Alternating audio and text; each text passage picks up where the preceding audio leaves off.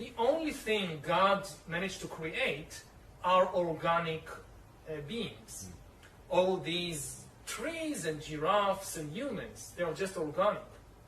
But we are now trying to create inorganic entities, inorganic life forms, cyborgs, artificial intelligence, and so forth.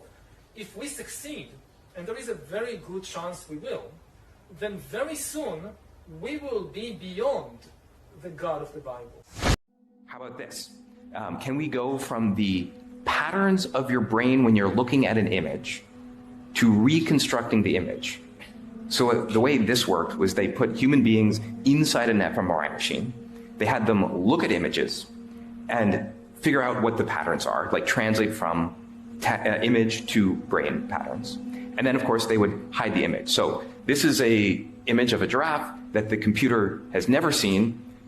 It's only looking at the fMRI data, and this is what the computer thinks the human is seeing. Yeah. Now, to get state of the art, here's where the combinatorial aspects, why you can start to see these are all the same demo.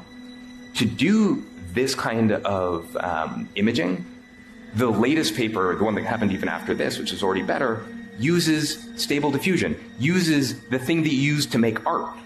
Like, what should a thing that you use to make art have anything to do with reading your brain? But of course, it goes further. So in this one, they said, can they understand the inner monologue, the things you're saying to yourself in your own mind? Mind you, by the way, when you dream, like your visual cortex runs in reverse, so your dreams are no longer safe. But we'll try this. So they had people watch a video and just narrate what was going on in the video in their mind. So there's a woman, she gets hit in the back, she falls over. This is what the computer reconstructed the person thinking. See a girl, looks just like me, get hit in the back, and then she is knocked off. So our thoughts, are starting to be decoded. Yeah. Just think about what this means for authoritarian states, for instance. Or if you want to generate images that maximally activate your pleasure sensor, anything else. For starters, what should I call you? I'm Chloe. And you, what's your name? Oh, John. My name is John. Delighted to meet you, John. Could you tell us a little about yourself and what you can do, Chloe? Of course. I'm the first personal assistant built by CyberLife. I take care of most everyday tasks like cooking, housework, or managing your appointments, for example. And I understand you're the first android to have passed the Turing test. Could you tell us a little more about that? I really didn't do much, I just spoke with a few humans to see if they could tell the difference between me and a real person. But it was a really interesting experience. But this is the first time in history that man has created a machine more intelligent than himself. I gather your brain can perform several billion operations per second. Is that right? Absolutely. But I only exist thanks to the intelligence of the humans who designed me.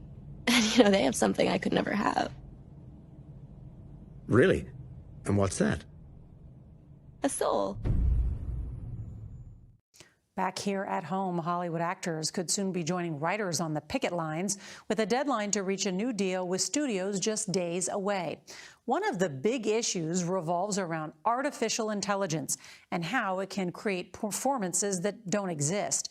In our new series, The Age of AI, CBS's Jonathan Vigliotti takes a look at how this growing technology is transforming the industry.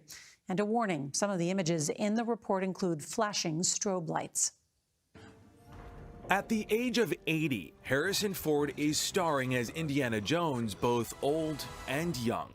Audiences could soon see a new performance by James Dean, who died in 1955. And an upcoming film will feature Tom Hanks and Robin Wright as they appeared in Forrest Gump nearly 30 years ago. I'm going to show you some magic. This man became famous as a young Tom Cruise, a makeover from the AI company Metaphysic. I do all my own stunts. Obviously.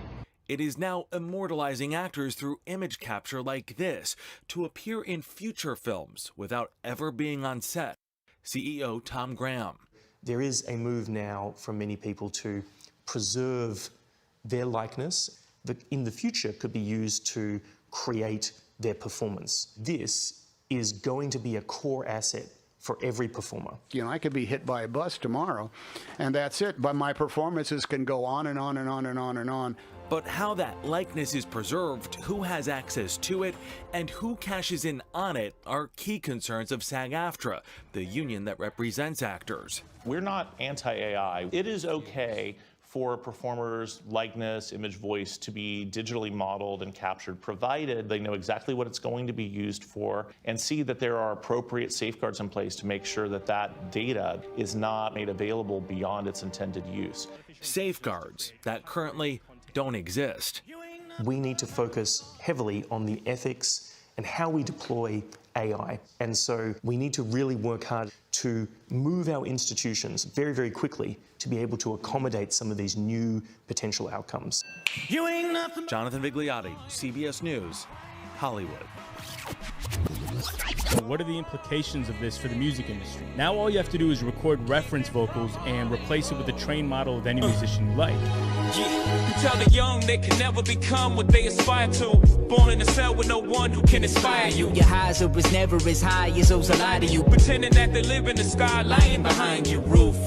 Shooting holes up at your ceiling, trying to find the proof, trying to fight the feeling, the truth. Tied up like the noose they've been concealing. Dipped in a diamond so that you find it appealing. Time for dealing, despite y'all dealing, we are the savages, the natives who fight the appeal of all your lavishes. The brave who find what is real and call it as it is. And use a mind wheel to escape the laws of averages. To be rich and broke, could it be broke and rich? You see it all gets flipped by those who master this, who give a whole new meaning to what you mastered.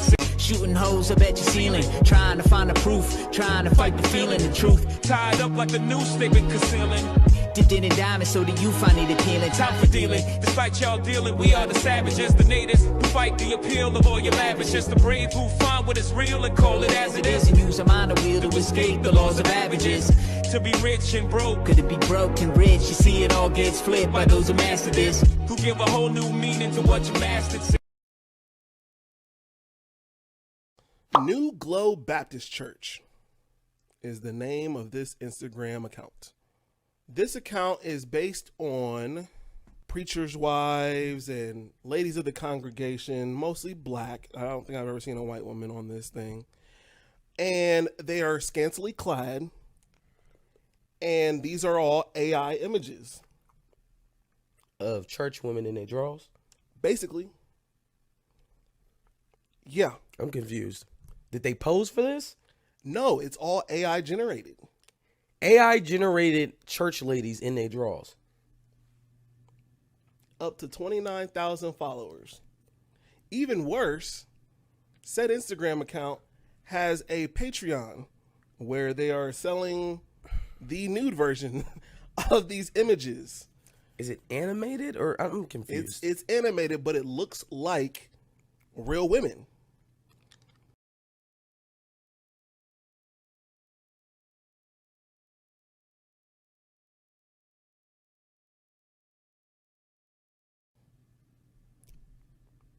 Come see the deaconess in her thong.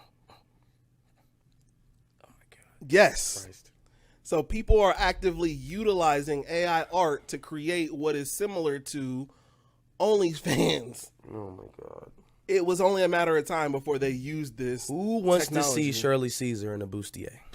That is basically exactly what it is. Now, a little younger than Shirley Caesar, but yeah, that is the gist of said Instagram account. Side note.